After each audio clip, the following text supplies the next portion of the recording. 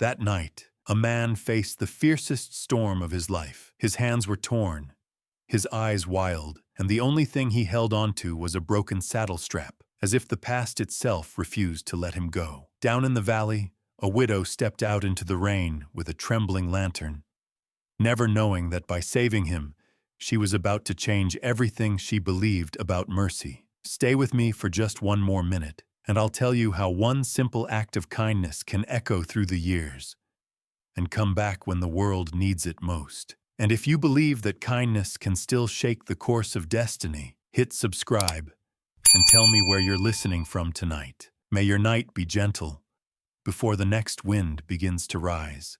They used to say the skies above Dustwater turned green before a storm, not the clean green of spring fields, but the bruised kind, sickly and strange, like the heavens themselves were holding something back. That morning, the air had gone still, thick as syrup. The wind didn't so much blow as wander, curling around fence posts and broken shutters, carrying the scent of dust, old hay, and the kind of silence that made dogs whimper and widows pray. Out on the edge of the county, where the prairie met the endless sky, Maybelline Crane stood by her porch. She was 32, small-boned and wiry, with hands roughened by work and eyes dulled by too many hard seasons.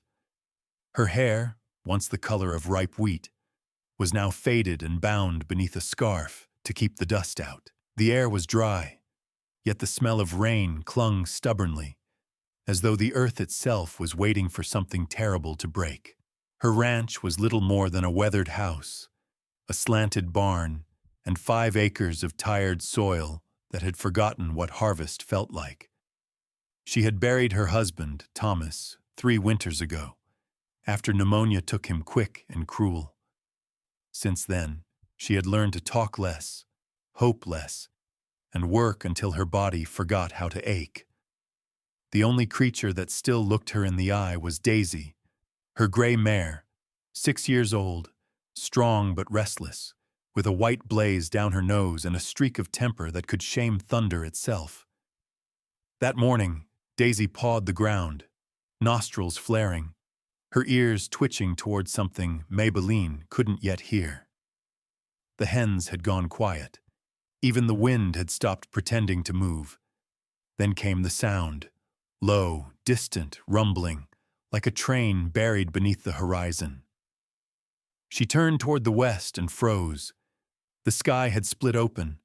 From the belly of the clouds, a dark funnel twisted down, slow and deliberate, drawing the earth into its spiraling throat.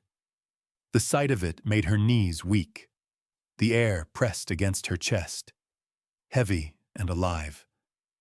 "Lord, help us," she whispered, clutching her scarf. The color of the world changed. Brown earth, green light, and that monstrous gray funnel devouring it all. Daisy screamed, jerking hard against her rope. The barn door slammed open, boards snapping one by one. Maybelline ran toward the mare, shouting her name, but the wind stole her voice and threw it back at her. Then, through the storm of dust and spinning debris, she saw it. A shape near the fence line. At first, she thought it was a piece of canvas, maybe a coat blown loose. But when the wind shifted, it moved. A man.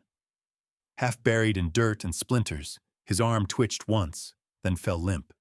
His hat was gone, his shirt torn to rags, his body twisted like a broken branch. Maybelline hesitated. Daisy reared again, eyes rolling white, rope cutting deep into the post. The mare's terror was almost human. Maybelline's heart hammered against her ribs. She could save the animal that had been her, companion through every hungry year, or the stranger who might already be dead. Her throat tightened.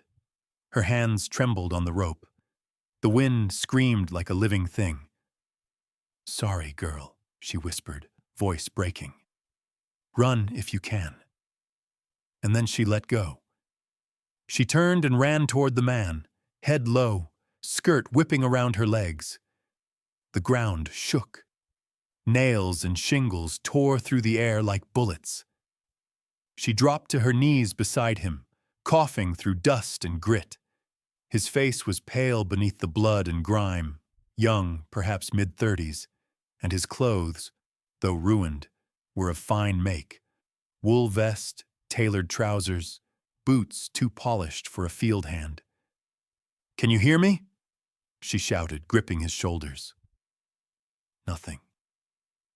His pulse fluttered under her fingers, faint, but there. A plank came loose and slammed into the fence beside her. She wrapped her arms around him, dragging him inch by inch toward the storm cellar.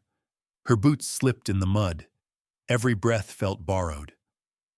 The roar grew deafening, closer, until she could feel the pull of it tugging at her hair, her clothes, her very bones. The cellar door loomed ahead, half buried, its hinges shrieking in protest. With one last heave, she pulled the man down the wooden steps and slammed the door above them, just as the world seemed to explode. Darkness swallowed everything. The air smelled of damp earth and fear. The sound above was no longer wind, but violence, the tearing of the earth itself. The boards groaned, dust sifted down from the ceiling, and every few seconds, the world outside screamed like a wounded beast. Maybelline clutched the stranger close, her body shaking with exhaustion. His head rested against her shoulder, his breath shallow but steady. She whispered something. She didn't know what. Maybe a prayer, maybe just noise to fill the void. The lantern beside her had gone out when they fell, but faint flashes of lightning bled through the cracks, painting his face in brief, ghostly strokes. Time dissolved.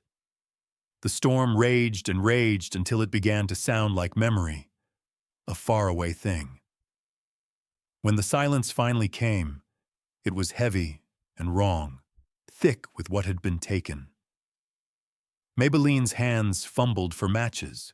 When she struck one, the flame bloomed small and trembling. The lantern flared weakly, throwing soft light across the cellar. The man's features appeared slowly, a high brow, dust-caked lashes, lips slightly parted as he breathed. There was a faint streak of gold in his hair beneath the dirt. His clothes marked him as someone who'd known money once. A ring gleamed faintly on his left hand, gold engraved with initials she couldn't make out.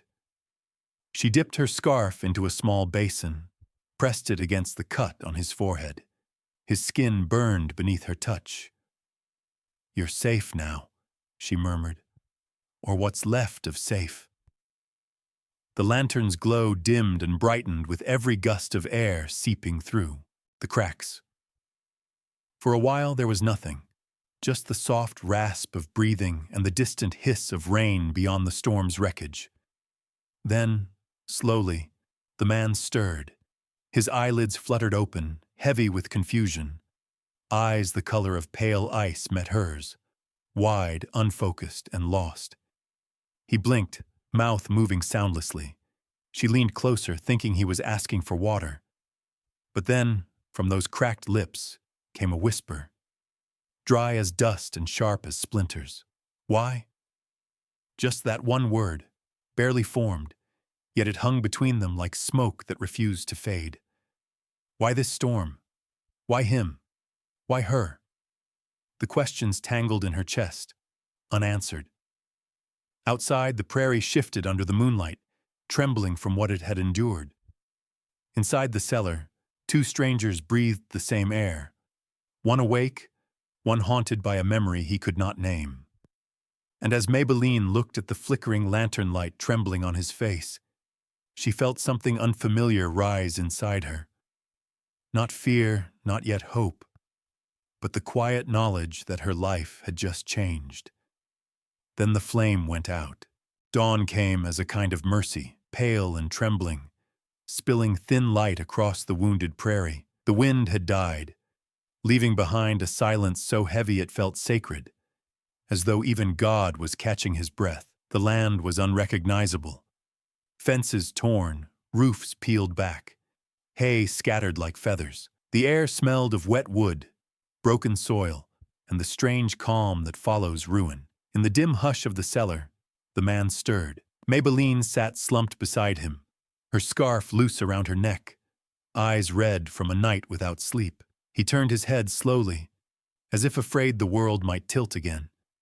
His lips were cracked, his voice rasping low. "Where am I?" She blinked, her voice barely more than breath. "Dustwater County." Then, after a pause, she added, "Kansas way."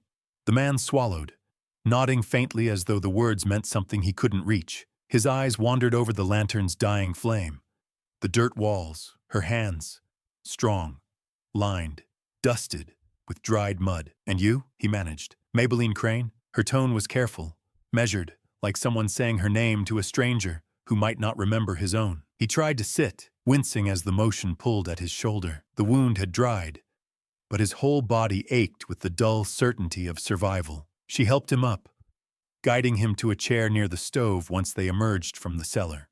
The world outside lay flattened, the barn half collapsed, the well pump twisted sideways, the fields shorn bare. A patch of sky shone between ragged clouds, soft as linen after a fight. She poured him coffee from the last tin she owned. The cup chipped at the rim, the liquid black and bitter. He drank without complaint. "Storm took near everything," she said quietly, almost to herself. "But you're still breathing, so maybe the good Lord's got a reason." He nodded, eyes lowered. "I don't remember much." He rubbed his temples as if trying to draw thoughts out of stone. "Not even my name." Maybelline studied him, the careful way he spoke, the steadiness of his hands despite the tremor in his voice. His palms were rough, marked by work, but not the kind that broke a man. The kind that had known rains, tools, the weight of purpose. She didn't ask more. There was a rhythm to her life, one that didn't require questions, only chores. So she gave him work. He mended what he could, patched the roof with salvaged boards, lifted the barn wall back into place, set the pump handle right again. Each motion deliberate, as though his body remembered what his mind could not. The sound of hammer and nail became their language. Daisy, still skittish from the storm, kept her distance at first. But the man, whoever he was, had a gentleness about him that soothed animals. By the third morning, she allowed him to stroke her neck. Maybelline watched from the doorway, arms crossed, the faintest flicker of something soft crossing her face before she turned away. At night they sat by the stove, the soft crackle of kindling between them. The silence wasn't cruel. It was the kind that comes when two people have already spoken all the words worth saying in other lives. He would stare into the fire, fingers tracing the mug's handle, while she darned a shirt or mended a torn curtain. There was no need for conversation. The storm had already said enough. Sometimes she caught him gazing toward the horizon, as if listening for something only he could hear, a memory too far away to call back. Once he asked, "How long have I been here?" 4 days, she answered. Maybe 5. Hard to tell after that kind of wind. He nodded, thoughtful. "It's strange," he murmured. "I feel like I've been working here all my life."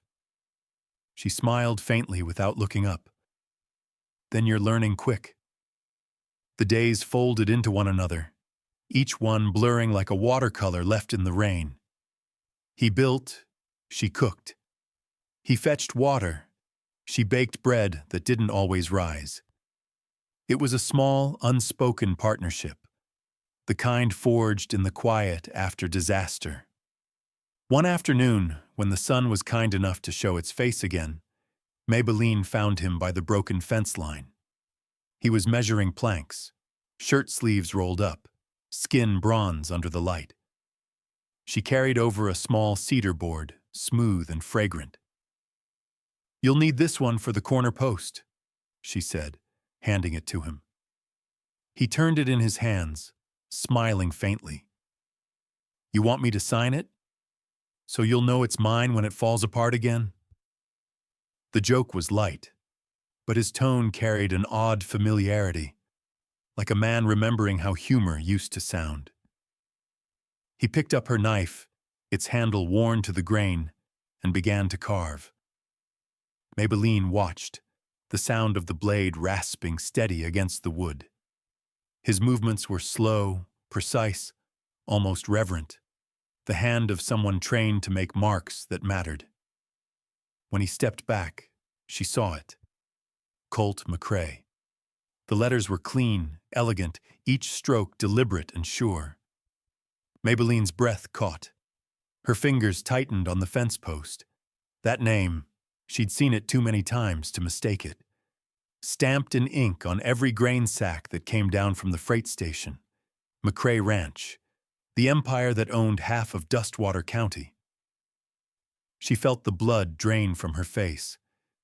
The man before her, in her tattered yard, wearing her dead husband's old coat, was the same name that had been written on every debt notice, every tax bill, every whispered curse at the mercantile. He looked up at her then, knife still in hand, eyes puzzled by her silence. Something wrong? She opened her mouth, but no words came. Her mind searched for the right ones, for anger or awe or fear. But all she could see was the wind moving through his hair, the faint kindness in a man who didn't know who he was. He smiled gently, uncertain. Guess it's a good name, wherever it came from. Maybelline's throat tightened. Yes, she said softly. A good name. But her hands, folded in front of her, were trembling. That night, as the prairie sighed beneath the stars, Maybelline lay awake listening to the slow rhythm of his breathing in the next room. She thought of that signature, carved into her fence, burned into every ledger and loan, a name that had once stood for everything she'd lost, and now, by some cruel twist of grace, it was sleeping under her roof. The evening light fell soft and gold across the prairie, the kind that made even ruins look gentle. Maybelline stood by the well, wringing out a washcloth. Her sleeves rolled and damp. The world had begun to remember how to breathe again. The wind brushed through grass. The sound of distant cows drifted like a hymn. Beside the barn, Colt worked quietly, driving nails into a new fence line, his shirt open at the throat, forearms glinting with the dust of labor. He looked, for once, at peace, a man shaping order from wreckage. Then, far off, came the sound of hooves, at first faint, rhythmic as a heartbeat, then faster, urgent. A rider appeared at the horizon, rising out of the shimmering haze of dusk. A dark figure against the molten sky, cloak snapping behind him, horse lathered with sweat. Dust rose like smoke in his wake as he thundered toward the yard. "Anyone here by the name of Colt?" the man shouted before he'd even stopped. His voice was rough, hoarse from distance and worry. Colt straightened slowly, hammer still in hand. The sound of that name, his name, seemed to strike the air itself. Maybelline froze, her hand tightening on the well's handle, water sloshing over the rim. The rider pulled his horse up hard, dirt spraying under hooves. He was a burly man, mid-40s, his face sunburned and carved with lines of dust and exhaustion. His hat was torn, his boots spurred, and his vest bore the symbol of the McCrae brand, an M intertwined with a horseshoe. His gray-streaked hair clung to his temples with sweat, and his chest rose in ragged breaths. Colt wiped his hands on a rag, calm but tense, the way a man might face his own reflection after too long avoiding it. "That depends who's asking," he said. The rider swung down, his boots hitting the ground hard. His eyes, brown and tired, widened as he got a closer look. Then came a sound, halfway between a laugh and a sob. "Sweet mercy, sir, we thought you were dead." He fell to one knee before Colt, hat clutched against his chest. "Mr. McCrae, it's Tom, Tom Wilkins!" The name cracked open a silence between them. Maybelline felt it like a chill crawling down her spine. The McCrae. Her hands trembled slightly as she lowered the cloth into the pail. The name that had filled her husband's curses. The one printed on every envelope demanding rent. Every sack of grain that bore the weight of other people's wealth. That name now stood in her yard, breathing, bewildered, alive. Colt blinked, eyes unfocused as if the sound of it stirred something he wasn't ready to face. "Tom?" he said slowly, tasting the name like a word from a dream. Tom Wilkins rose, emotion trembling through his frame. "Sir, they searched for you for weeks. We found your horse dead near the river. We thought—" He shook his head, voice breaking. "The house has been mourning you since the twister hit." Maybelline felt her pulse echo in her ears. The house, the McCrae estate, the white-pillared mansion that cast its shadow across Dustwater County. Colt turned his gaze to her. Not the confused wanderer she had known, but something steadier, older. A man reawakening to the gravity of his own name. He didn't speak at first, only studied her face, the same way a man studies the sky before a storm, with quiet awe and dread. "I don't remember," he admitted finally, his voice low. "Not all of it. Not yet." Tom's eyes softened with relief and disbelief. "It don't matter, sir. You're alive. That's all that counts." He looked around the humble yard, the patched fences, the woman standing silently by the well. "You've been here since?" Colt nodded once. "She found me after the storm." Tom removed his hat again, glancing toward Maybelline with something like gratitude, or maybe confusion, trying to piece together what kind of story could bring his master to a widow's yard. "Ma'am," he said gently, "you've done Dustwater a service none of us could repay." She didn't answer. Her eyes stayed fixed on the rag in her hands, the water dripping into the dust at her feet. Tom turned back to Colt, urgency overtaking reverence. "Sir, you'll need to come home. There's talk in town, people arguing over who'll run the ranch now you're gone. Your cousin Emmett's been making claims, saying the McCrae line's his by law if you're not found." Maybelline saw the faint tremor that crossed Colt's face. Not fear, exactly, but the weight of realization. The world he'd escaped in forgetfulness was waiting, teeth bared. "I'll come," Colt said quietly, but his eyes lingered on Maybelline. "Tomorrow." Tom hesitated as if to protest, then nodded. "Aye, sir. The house will be ready." He mounted his horse again, the beast stamping impatiently. "And, Mr. McCrae, it's good to see you breathing again. The land hasn't been the same without you." Colt didn't answer. The rider tipped his hat to Maybelline, then turned and spurred away, the sound of hooves fading into the twilight until only the wind remained. For a long moment, neither of them spoke. The air between them was full of ghosts, names, debts, storms of another kind. Finally, Colt exhaled. "So that's who I am." Maybelline set down the bucket, her voice steady though her heart wasn't. "Seems so." He looked at his hands, still rough with work, the nails rimmed with earth, the skin darkened by her labor. "Strange," he said quietly. "I thought I'd feel different." "Maybe you are," she said, eyes on the horizon. "You just don't know what kind yet." He looked at her then, not as a rancher to a tenant, not as a master to a servant, but as a man to the woman who had carried him back from death. "You saved me," he said softly, "when I was no one." Maybelline's breath caught, and she turned away before the wind could betray her face. "Don't thank me," she murmured. "Storms take what they please. Maybe they just left you behind." That night the wind returned, gentler now, a soft hum that brushed the grass instead of tearing it. The lamp on her windowsill flickered, casting warm light across the boards they'd repaired together. Colt sat outside beneath the stars, watching the horizon where his past lay waiting.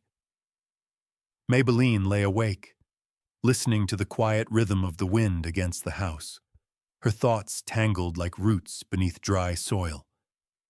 She knew the world had shifted again. Kindness, she realized, never stayed simple. It had a weight, a cost, one that life always came back to collect. And somewhere, in that grand white house of McCrae, where silk curtains hid secrets and loyalty was bought with gold, someone would soon learn that the storm had returned what it was never meant to give back. The carriage wheels groaned as they rolled up the long gravel drive, and the first sight of the McCrae ranch came into view. White columns rising against the fading light, a house too proud to ever bow, even to time. The structure gleamed under the dying sun, its symmetry so precise it felt less like a home and more like a memory carved into marble. The front steps stretched wide, the veranda lined with iron railings polished to a mirror's shine. Inside, candles already flickered behind tall windows, turning the glass to liquid gold. Maybelline sat stiffly beside Colt, her hands folded in her lap, her eyes tracing the horizon where the fields faded into mist. She hadn't wanted to come, but Colt had insisted, his voice gentle but firm. "Until your place is fixed," he had said. "It's safer here." Safer. The word clanged hollow in her chest.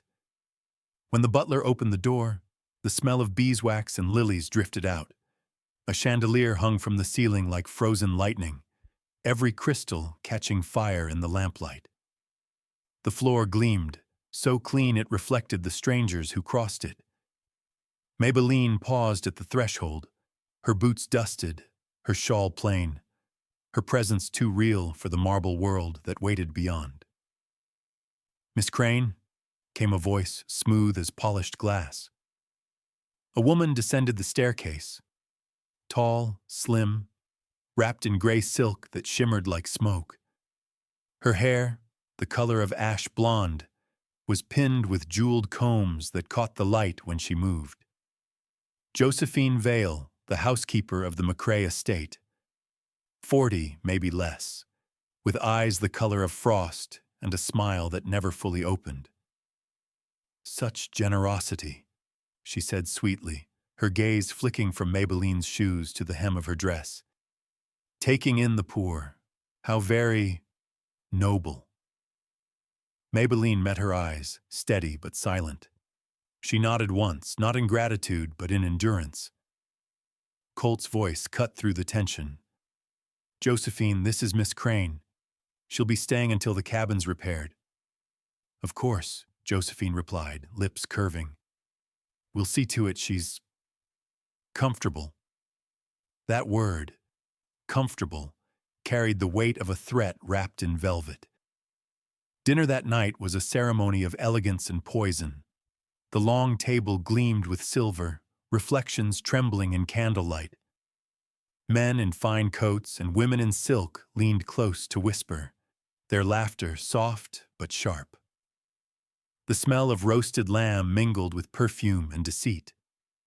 Maybelline sat beside Colt, her back straight, hands resting in her lap. She had faced storms fiercer than this, but none so quiet. Josephine presided from the far end, pouring wine like a priestess. To her right sat a young woman, no more than 20, pale as porcelain, with curls like spun honey and a mouth made for smiling cruelly. She leaned forward, curiosity glittering in her eyes.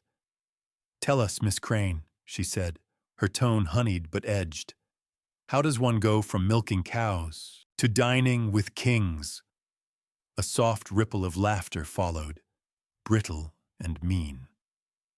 Colt's jaw tightened, his hand pausing mid-cut at his plate. Maybelline looked down at her fork for a long moment, then raised her gaze slowly. "By saving a man's life," she said evenly, "and not asking who he was first." Silence fell. Even the candles seemed to still. The young woman's face flushed. Josephine's smile froze, and somewhere down the table a knife clinked softly against a plate. Colt's voice broke the stillness. "That'll do." He didn't shout, but the weight of command silenced the room. Conversation limped on after that, light but fragile. When dinner ended, Josephine stood and excused herself first, gliding past Maybelline with a nod that felt colder than insult. The next mornings came quietly but heavy. Colt left early to inspect the ranch. Hundreds of acres, dozens of workers, papers to sign. Maybelline stayed near the veranda, helping the kitchen maid peel apples or walking the edge of the rose garden where dew still clung to the leaves. The house was beautiful, but it did not breathe. Every step she took echoed too long, as if the walls were listening. 2 mornings later, she found a folded note beneath her breakfast plate. The handwriting was elegant, almost delicate. "Leave now, before this house buries you." She stared at it, the porcelain cup trembling in her fingers. Then quietly, she slipped the paper into her apron pocket and went on drinking her tea. That afternoon, Josephine appeared in the doorway of the parlor.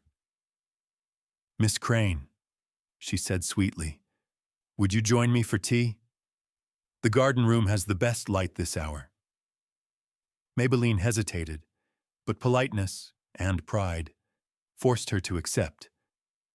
The parlor was immaculate. Lace curtains, porcelain vases, a piano that gleamed like a lake of black glass.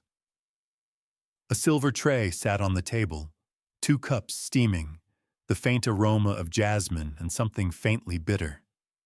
Josephine poured gracefully, her movements rehearsed. "I do hope you're adjusting," she said, stirring her cup without looking up. "I've lived through worse," Maybelline answered softly. "I'm sure you have." Josephine smiled, eyes narrowing. "You must understand, Miss Crane. This house values loyalty, history, lineage." Her voice lowered. "It doesn't take kindly to strays." Maybelline set her cup down untouched. "I didn't ask to be here." "No," Josephine said. "But storms do strange things. They bring up what should have stayed buried." Something in her tone made Maybelline's skin prickle. The scent from the tea was sharp now, cloying. The edges of her vision shimmered faintly. She blinked. The world tilted.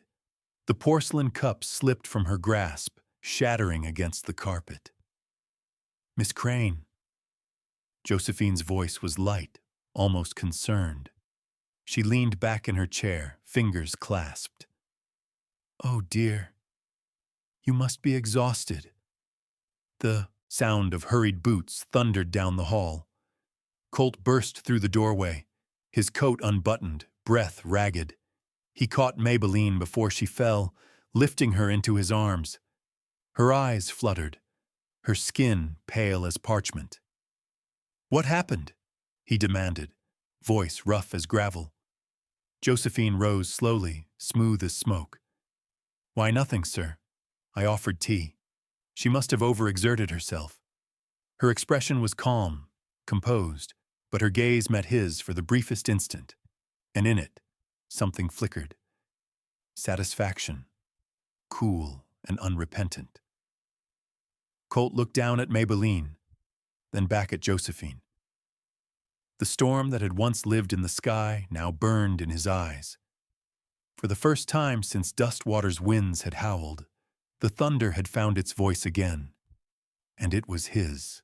Morning came gray and brittle, the kind of morning that carried silence like a weight. In the great halls of McCrae Ranch, servants moved quietly, as if the house itself feared what the day would bring. The scent of medicine still lingered in Maybelline's room, but she was standing now, pale, steady, her shawl wrapped tight. Colt stood by the window, hands braced on the sill, watching the first pale light break across the fields. His jaw was tense, his eyes darker than the storm that once tore through Dustwater. He had been searching for days, through barns, ledgers, and locked drawers that hadn't been opened since before the storm. What he found beneath the dust was rot. Books that didn't balance, payments that led nowhere, and at the bottom of a cedar chest, a series of forged land deeds, all bearing the same signature, Emmett Kessler. The realization hit him like a gunshot muffled by distance. The theft had begun long before his memory loss, creeping like drought through the soil of everything his father built. He held the papers in shaking hands, the ink already fading, but the betrayal fresh as blood. That evening, when he told Maybelline, her face did not change. Only her fingers tightened around her cup. "He's been waiting for you to be weak," she said quietly. "Now he'll make sure everyone believes you are." She was right. By the next dawn, rumors had spread faster than wildfire across the county. The McCrae heir, they said, had gone mad, bewitched by the widow who'd saved him. He had turned against his own kind, tearing down the old order with a smile. In town, people whispered in church pews and shop fronts. At the courthouse steps, men spat tobacco and said she'd cast a spell. And behind it all, Josephine Vale moved with the precision of someone who knew exactly which string to pull and when. Her voice was velvet, her words sharp as frost. Beside her stood Emmett Kessler, a broad-shouldered man in his 50s, face ruddy, mustache trimmed neat, the look of a man who could smile while twisting a knife. He had been Colt's foreman for 10 years, and now he claimed the ranch had fallen into mad hands. He filed petitions, affidavits, and letters from those who feared change more than they feared lies. By week's end, a formal summons arrived. Colt McCrae, to stand before the county council of Dustwater. The morning of the trial, Maybelline dressed in her plainest cotton dress, white faded to cream, cuffs mended twice. She tied her hair back, slipped her worn boots on, and said nothing when Colt asked her to stay behind. "You didn't face that storm alone," she said simply, and followed him out the door. The town hall loomed over the square, red brick and iron trim, its clock striking 9 as they arrived. Inside, the air was thick with dust and murmurs. Men in dark suits filled the benches, papers rustling like wings. On the dais sat the councilmen, 5 of them, gray-haired and solemn, faces lined with judgment. Kessler and Josephine sat at the front, whispering like 2 vultures on a fence. Colt walked with a quiet dignity that didn't belong to a man on trial, but to a man who'd already faced death and come back. When the accusations began, they came not as shouts, but as steady, polished sentences, crafted to wound without raising a voice. Embezzlement, fraud, delusion. "He signs deeds to strangers," Kessler claimed, waving papers. "He gives land to paupers. He calls a servant his equal." Laughter murmured through the crowd. Maybelline sat still beside him, her hands folded in her lap. She said nothing as men spoke of madness, as others nodded, as ink and lies filled the air like smoke. Colt stood tall but silent, eyes on the floor, the ghost of the storm still behind his gaze. Finally, the head councilman asked, "Mr. McCrae, do you deny these charges?" Colt's voice was calm. "I deny forgetting who I am." A ripple of whispers swept through the hall. Kessler rose, slamming his palm against the table. "Then prove it," he barked. "Prove that you're still fit to hold this land, and that this woman hasn't turned your head." The word woman fell like a stain. Maybelline looked up then, her gaze cutting through the murmurs. She stood slowly, the hem of her dress brushing the dusty floorboards. "You want proof?" she said softly. In her hand was a folded document, worn and creased, the deed she had found hidden beneath the old saddles in the barn. She laid it flat on the table before the council, her voice unwavering. "This," she said, "was signed by a man half dead in a storm." She turned her eyes to Kessler. "And the hand that forged it stands right there." The room fell to stillness. Even the wind outside seemed to stop. Kessler's face drained of color, his lips parting soundlessly. Colt stepped forward, placing a steady hand on the table. His voice, low and even, carried farther than any shout. "If this is madness," he said, "then let mercy be the only cure." For a long moment no one moved. Then the gavel came down, hard, final. The echo rang through the hall like thunder trapped in wood. "The estate remains under Mr. McCrae's rightful ownership," the head councilman declared.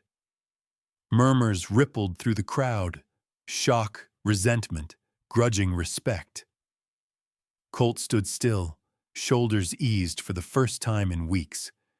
But when he turned toward Maybelline, she wasn't looking at him. Her eyes were fixed on her hands, calloused, brown from the sun, the same hands that once pulled him from the mud, the same hands that now held his fate. Outside, the afternoon sun broke through clouds, scattering gold across the steps.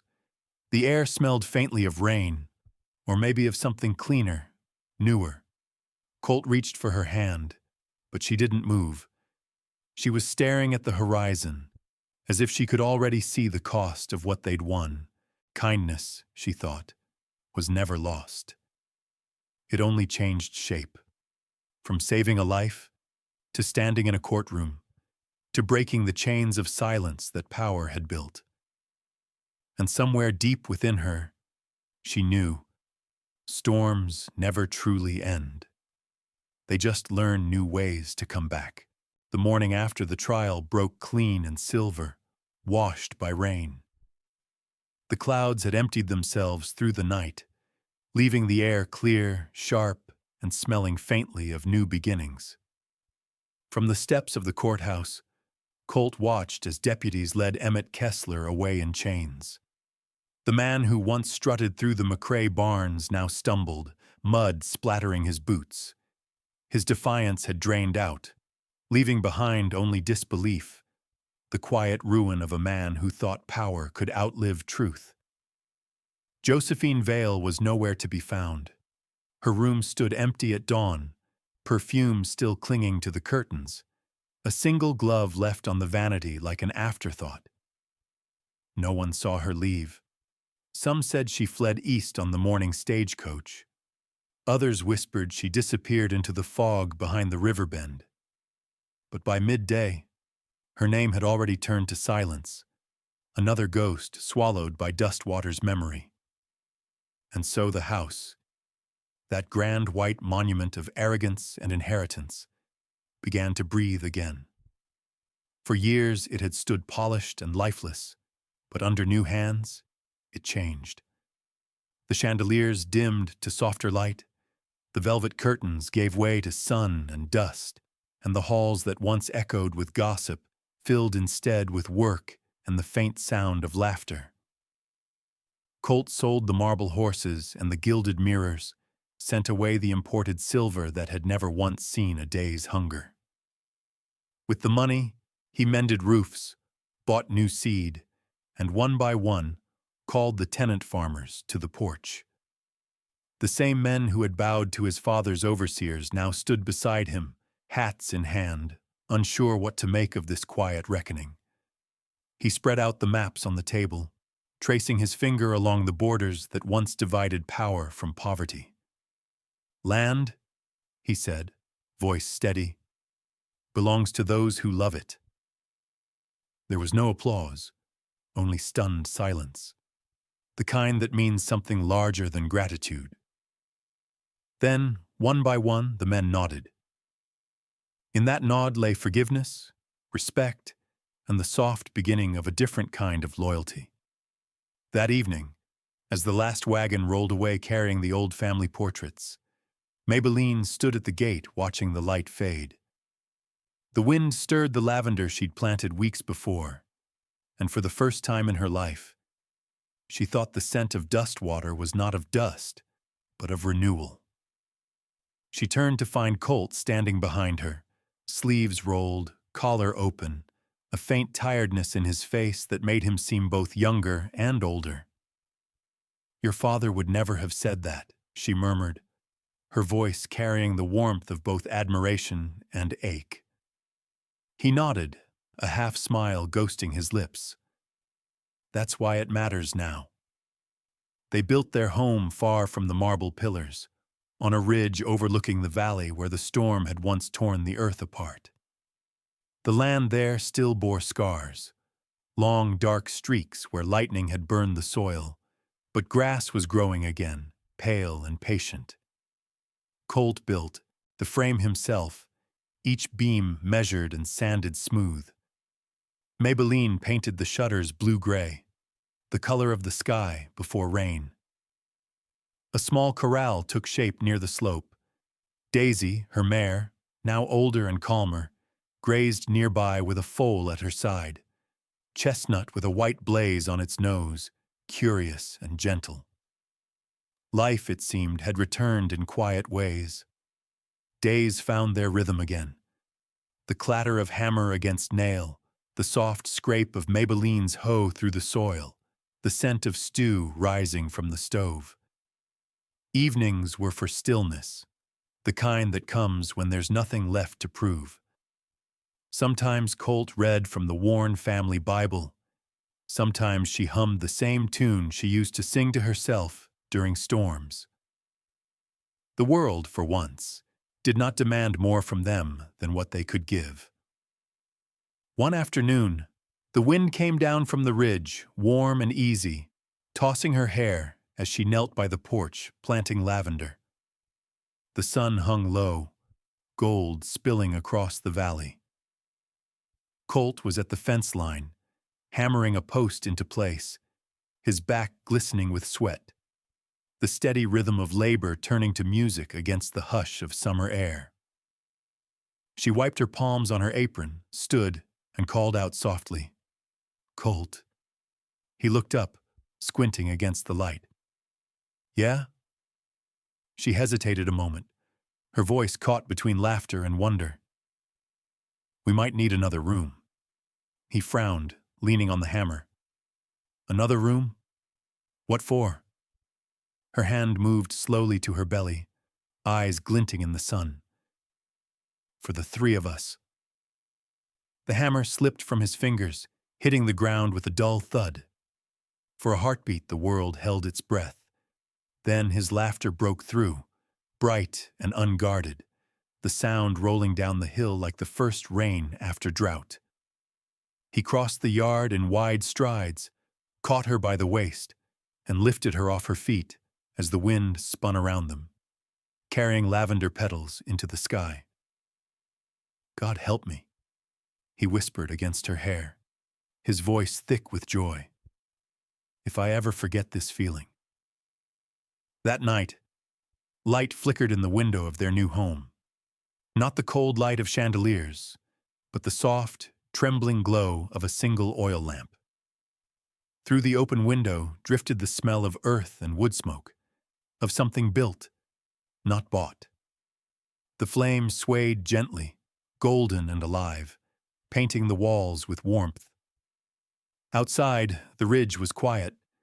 The fields below shimmered faintly under moonlight, the scars of the storm still there, but softened, almost beautiful now. Maybelline sat by the window, hand resting lightly over her belly. Colt came behind her, placed his hand over hers, and together they looked out into the night. "The storm took everything once," she murmured. He nodded, his thumb tracing the back of her hand, and gave it back different. They watched the wind move through the valley, stirring the lavender, bending the grass, whispering against the walls of the house they'd built, a house not of pride, but of mercy, not of power, but of forgiveness. And when the wind passed, what remained was love, quiet, unshakable and alive. Sometimes, life doesn't break us to punish. It breaks us to rebuild. And in the quiet that follows every storm, we learn that mercy isn't weakness. It's courage wearing gentleness as its armor. Some people cross our paths for a reason we don't understand until much later. Maybe to remind us that redemption isn't found in grand gestures, but in the quiet act of choosing kindness, even when the world has been cruel. When the wind settles and the dust clears, what remains isn't what we've lost, but what we've learned to hold dear: love that forgives, hope that endures, and a light that refuses to die. Tell me, where are you watching from tonight? And if stories like this still remind you that kindness can outlive any storm, don't forget to subscribe, so you'll never miss the next one that finds its way to your heart. Until then, may peace find you. Softly, like the wind that carries the scent of rain long after the clouds have passed.